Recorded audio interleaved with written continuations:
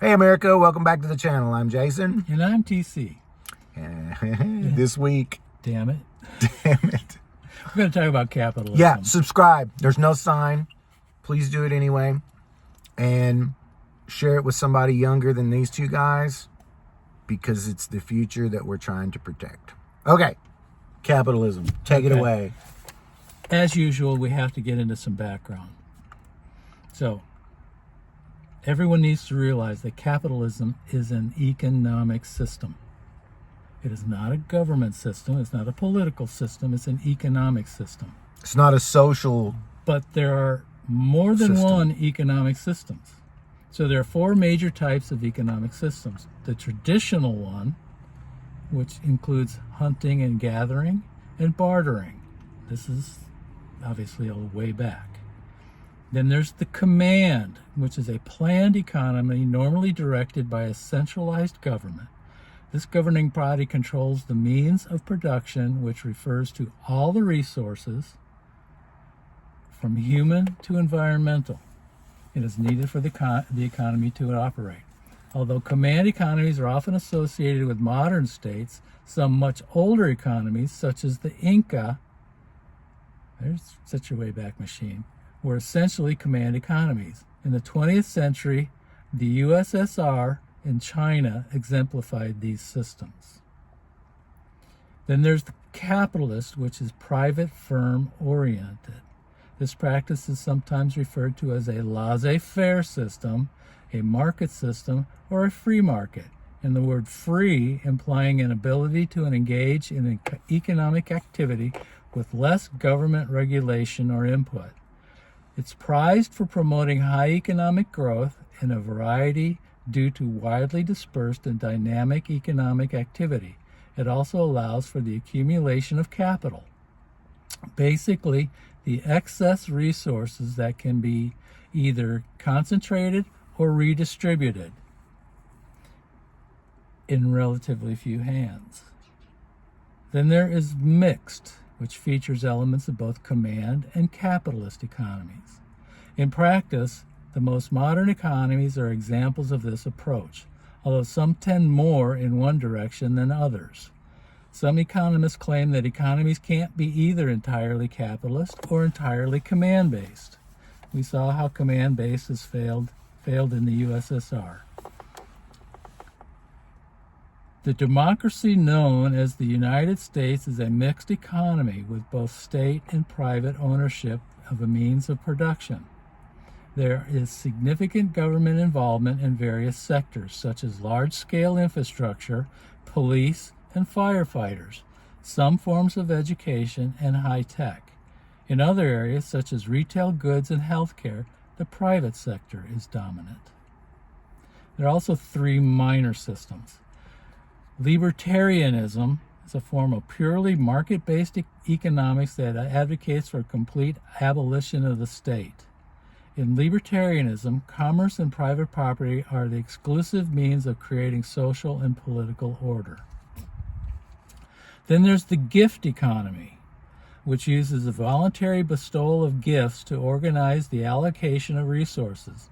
These economies were reasonably common in the years before large populations settled down and began agriculture.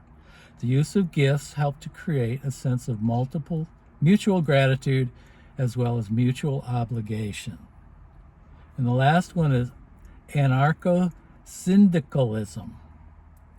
It is one of the many forms of horizontal, decentralized, democratic economic systems involving organized workers who come together to decide the production and allocation of society's goods. So the workers are determining what's going on. Some brief experiments have been tried, including during the Spanish Civil War, but they were crushed in the conflict's destruction and chaos. I'm going to reiterate, these are economic systems, not political systems. So let's start with what is capitalism. Yarnbrook, during a 2012 interview with the Ayn Rand Institute, said it's about free markets, the separation of state or government from the economics and involvement of business. However, businesses tended to abuse those positions. whether child labor or polluting the environment and hostile work environment, unsafe practices and monopolies. Asking people to do the right thing has never been enough. Exactly. The socioeconomic system has developed historically through several stages and is defined by a number of basic constituent elements: private property, profit motive, capital accumulation, competitive markets, commodification, wage labor, and the emphasis on innovation and economic growth. Capitalist economies tend to experience a business cycle of economic growth followed by recessions. Which brings up the question, what is socialism? Socio-economic system is based on social ownership of the means of production, also the ideology that aims to implement it. It's for the common good.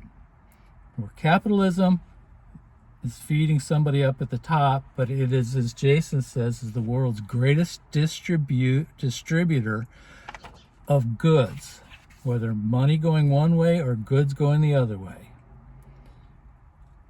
Examples again of socialism is fire department, police department, the water department, all your roads. If you don't like socialism, then stay off the fucking roads. Yeah, when you go on vacation, you don't have to bring your own highway. It's kind of useful. You pay for it via taxes, usually through your license plate. But you're not on a toll road unless you're in northern Indiana and you're trying to use Interstate 80, which is a toll road all the way across. Well, forget about 80. And 80 takes you through Nebraska. Yeah, Anyway. But once you get to the Indiana border, you start paying. For sure.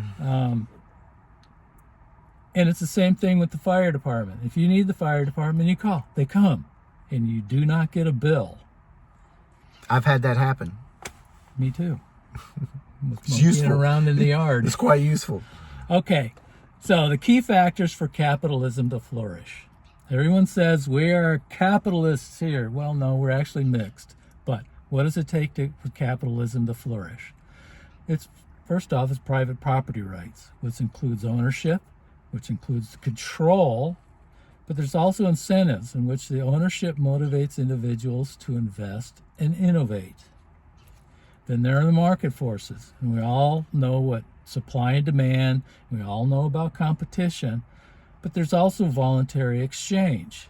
Transactions occur freely, benefiting both buyers and sellers. Then there's capital accumulation, which is investment and savings. Let me find my page. But there's also, besides investment and savings, innovation. Capital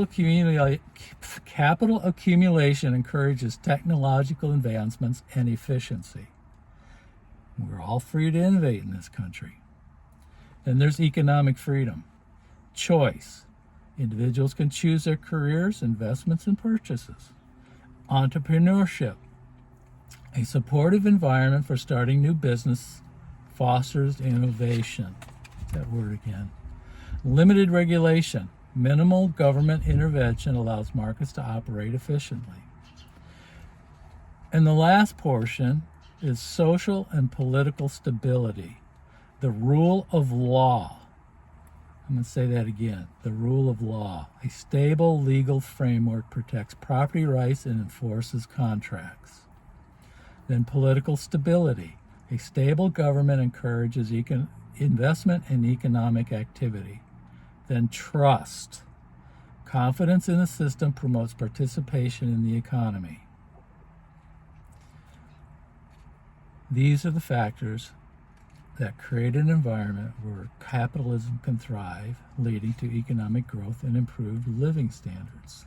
These are the things that our governments should be promoting, making our lives easier, because it reflects back to what we do, produces the wealth that our government can function from.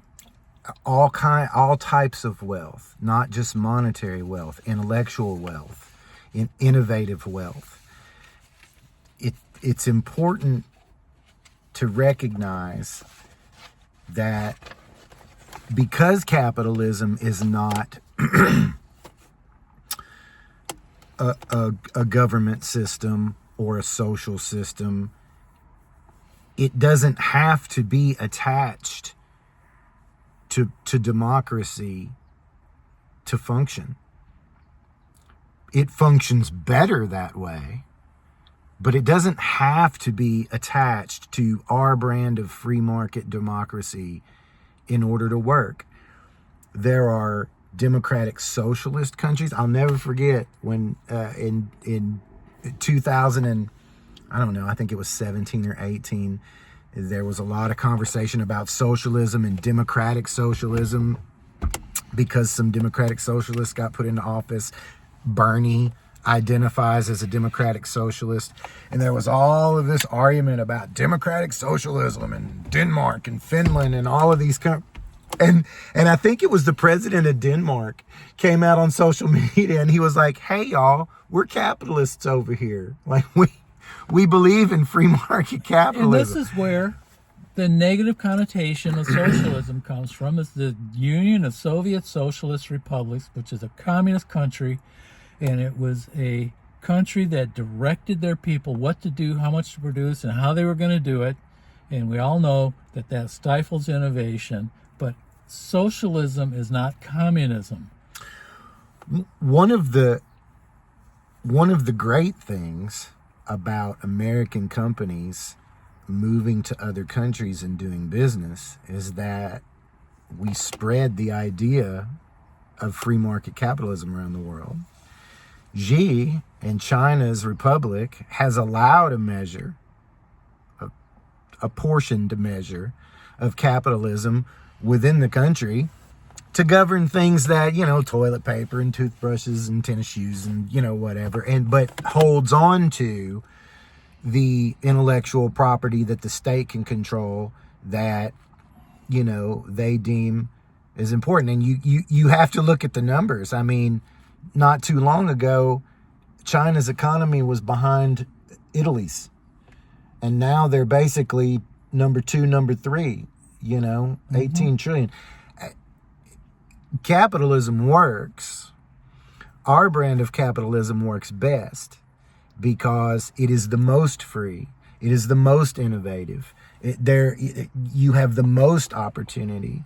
I moved from one state to this state and started a corporation and drew on the state's natural resources pretty frictionless. Short of having the money to do it. I didn't have to petition one state to leave. I didn't have to petition another state to be received. Papers. I didn't have to present my product to the government for approval. Pay a fee and sign a document and, welcome to business. Our way is the best way. And that's why we have a $25 trillion economy and other places don't. What else should we say in this episode? It just have to reiterate that it is the freedom of the people, the liberties of the people, which allows us to do the innovations, to work where we want, how we want, that creates the economic engine which allows this country to do what it does. And, we're watching things disintegrate is probably the best word. Yes, for those of you who would like to shit on capitalism, let me just say, maybe you should reconsider. It's a system, and like any other system, it has to be managed. Very good. Every system has to be managed. And we've worked ourselves into a place of mismanagement. Very ambitious, very unprincipled men over a lot of decades have worked us into a place of mismanagement. And we're seeing it every day as businesses struggle. And we're seeing business owners that are not all that employee friendly anymore.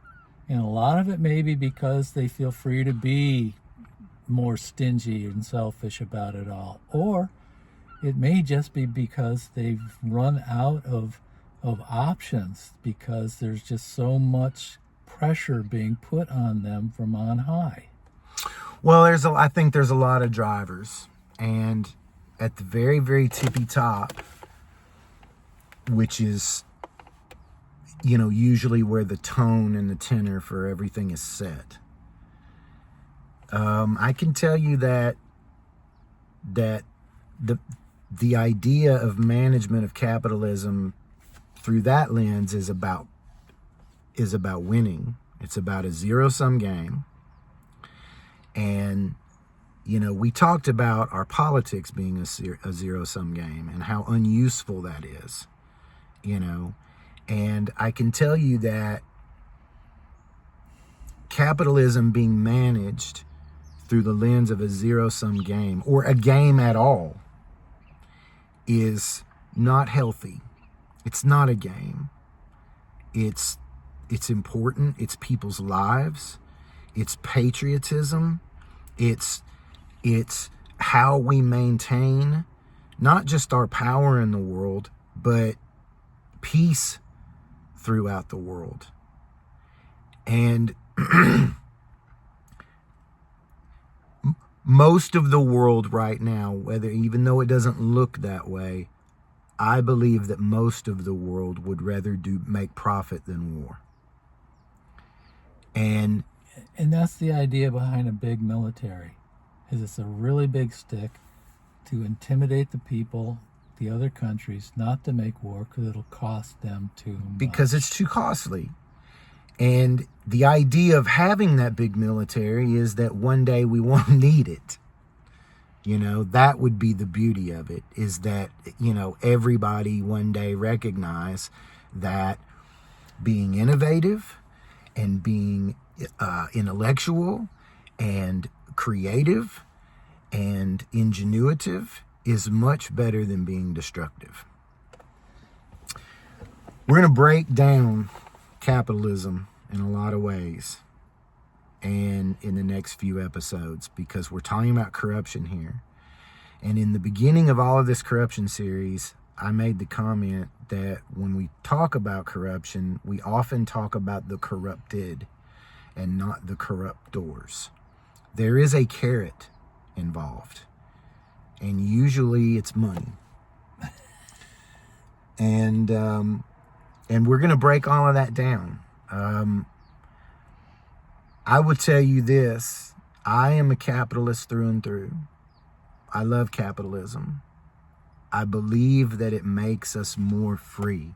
When you go to the store and there's 15 brands of deodorant on the shelf and you can pick the one that's right for you, that makes you freer than if the state was to say, well, 3 brands is enough, and maybe you're allergic to all 3 of those brands, or, whatever the case may be. Peanut butter, chocolate chips. Just look at the candy aisle. Yeah. I'm going to leave you with this. Capitalism should be loved. Free market capitalism should be loved. It should be cherished. It should be revered and protected. But it should not be laissez-faire. And it shouldn't be trusted, because everybody's selling something. Oh, we're not. Everybody's selling something, even us. And it's up to you to decide whether or not you're buying it. Now, that's the beauty of capitalism. But you don't have to trust us either. Just listen to what we say. Dive in and see what you think about it. Do your own research. And come back and let us know in the comments. Wikipedia's got a ton of stuff on this. It does. The AI Masterclass has got a ton of stuff. Download ChatGPT and ask questions. It's an interesting thing. We're going to get into capitalism, and we're going to talk about corruption. And it's probably going to piss some people off. And I hope not to, because that's certainly not the goal. But well, the goal of art is to create an emotion, yeah, whether negative or positive. So are we now artistes? Yeah. If we... All of these episodes are probably going to have a lot of disclaimers in the beginning. But anyway, we're going to do it anyway. All right, you guys. Capitalism for the next at least 2 weeks. And we'll see you then. Good day. Good day.